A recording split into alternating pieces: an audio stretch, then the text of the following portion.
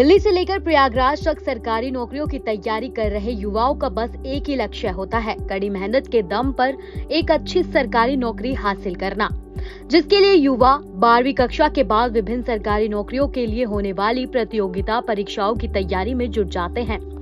इसमें return exam से लेकर फिजिकल टेस्ट तक शामिल होते हैं। देश के युवाओं के बीच यूपीएससी, पुलिस, रेलवे, एसएससी, राज्य लोक सेवा आयोग, बैंक सेक्टर सबसे ज्यादा लोकप्रिय है।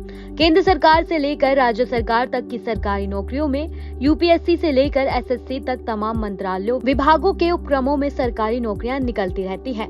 वहीं भारतीय बीमा विनियामक और विकास प्राधिकरण में कई पदों पर भर्तियां निकली हैं। इसमें से अलग अलग पदों पर अलग अलग सैलरी है, लेकिन कुछ पद ऐसे हैं जिन पर सिलेक्ट होने वाले उम्मीदवारों को 1.46 लाख रुपए की सैलरी मिलेगी। इन पदों का आवेदन करने के लिए सबसे पहले आप IRDA की वेबसाइट irdai.gov.in पर विजिट कर लें। यहाँ पर दिए गए नोटिफिकेशन को ध्यान से देख लें, उसके बाद ही आवेदन करें। भारतीय बीमा विनियामक और विकास प्राधिकरण में असिस्टेंट मैनेजर की कुल 49 भर्तियां निकली हैं। इसमें जर्नल के लिए 21 सीटें हैं, वहीं इसमें ओबीसी के लिए 12, एससी के लिए 8 और एसटी के लिए 4 पद आरक्षित हैं। IRDA में फाइनेंस, लॉ, IT, रिसर्च के पदों पर 5-5 वैकेंसी हैं।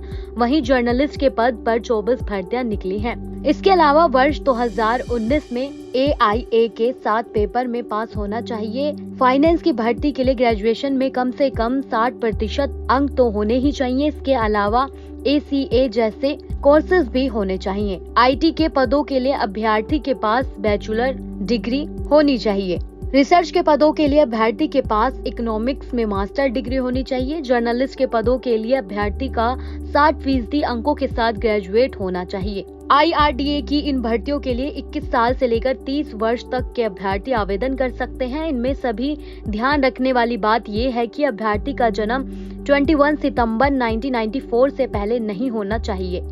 इसके अलावा आयु सीमा में ओबीसी को 3 साल और SC में 5 साल की छूट मिलेगी। वहीं उम्मीदवार SC/ST कैटेगरी के हैं, उन्हें आयु सीमा में 15 साल की छूट मिलेगी। वहीं ओबीसी के उम्मीदवारों को 13 साल, जनरल वर्ग के अभ्यर्थियों को 10 साल की छूट मिलेगी।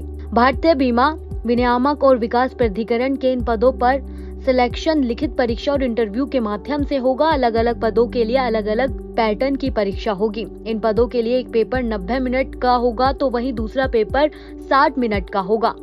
IRDA में इन पदों पर सिलेक्शन होने पर उम्मीदवार को शुरुआती सैलरी 44,500 होगी, जो कई तरह से अलाउंसेंस जोड़ने के बाद 1,86,000 तक पहुंच जाएगी। इस तरह असिस्टेंट मैनेजर के पद पर भी 1,46,000 सैलरी मिलेगी। आप ऐसी ही तमाम जानकारियों के लिए हमारे साथ बने रहें और देखते रहें न्यूज स्टेट MPCG।